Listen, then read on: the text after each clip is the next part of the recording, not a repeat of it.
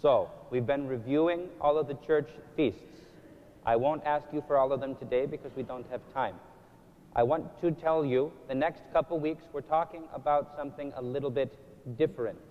Instead of talking about Annunciation, Evangelismos, which comes up on March 25th, we're talking about a season instead of a single feast. The season that we have started today with Triodion. Now, if you want to know what is Triodion, it's a book. It's a big, fat book that has all of the services that we do from today until Easter. All of the services, all of the hymns, all of the prayers, all of the psalms, everything is in this big book that's called the Triodion. If you want to know, you can ask Mr. Kirkos at the Analogion sometime, and he'll show you the Triodion. It's a book, and we open it today. Apparently, some places in Greece, I read somewhere, it's the start of the Carnival season, right? It starts with Apokrias because whoever goes to the church, they have the ceremonial opening of the Triodion book because they have to go through the whole thing, but that's beside the point. Except if you ever go to Greece at this time of year, go and have the fun in the streets and the costumes and the meat and the dancing and the parties, but also go to the church and open the Triodion anyway. It's beside the point. What we're going to talk about the next few weeks is Triodion, Lent, and a little bit about Pascha, because this is the center of our year. It's the most important thing we do. You could say, but what about Christmas? Well, that's important, but not as important as Pascha. What about Theophany? You said that was important. It is, but not as important as Pascha. Pascha is so important we start getting ready for it 10 weeks before. That's now. I guess that means May 1st is in 10 weeks. Hooray. I can count, unless I can't. All of you go home to your calendars and see if I'm right. 10 weeks from now till Easter is what we're supposed to have. So, what do we do in Triodion? What do you think? What do we do to get ready for Pascha? We have services. What else do we do? What's the biggest thing? I want to hear it from more than one voice. I'm hearing it now, but what do we do to get ready for Pascha? We fast, right? What else do we do? What do we do this week? Who knows what makes this week special? What are you going to do with your food on Wednesday? What food are you going to eat?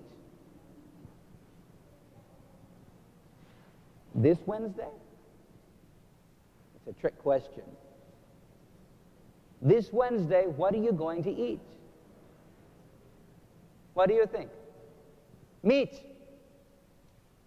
Fame kreas apin de Tetartin. We eat meat this Wednesday and Friday too. You know why? Because this is the first week of Triodion. So if we're going to fast, what does the church tell us to do first? Feast. If we're going to fast from the meat, which gives us strength, then we first eat all the meat that we can this week and next week. And this week we even don't fast on Wednesday and Friday. So in your school cafeteria, if that's the best you can do on Wednesday and Friday, find a burger. If you can, go out afterwards and get a big grilled stuffed burrito at Taco Bell. Or if you can make it down to the Auburn or the Olympic, get a gyro. Or the other restaurants that we have. Eat meat on Wednesday and Friday, because that's how we start to get ready for Pascha. The best thing you can do is have some lamb. The other thing you can do to get ready, and I'm being serious and theological here, not just saying I want to have a successful event. On Saturday we have Apokrias. Apokrias means bye-bye meat. How do we say goodbye to meat? We eat extra. We have Apokriatiko Carnevali on Saturday in the Grecian Center. You come, you eat the meat, you eat the noodles, you dance, you sing, you laugh, you wear costumes, you take pictures of yourself, you stay up late, you have fun. This is how we get ready. First, we rest, and then we work.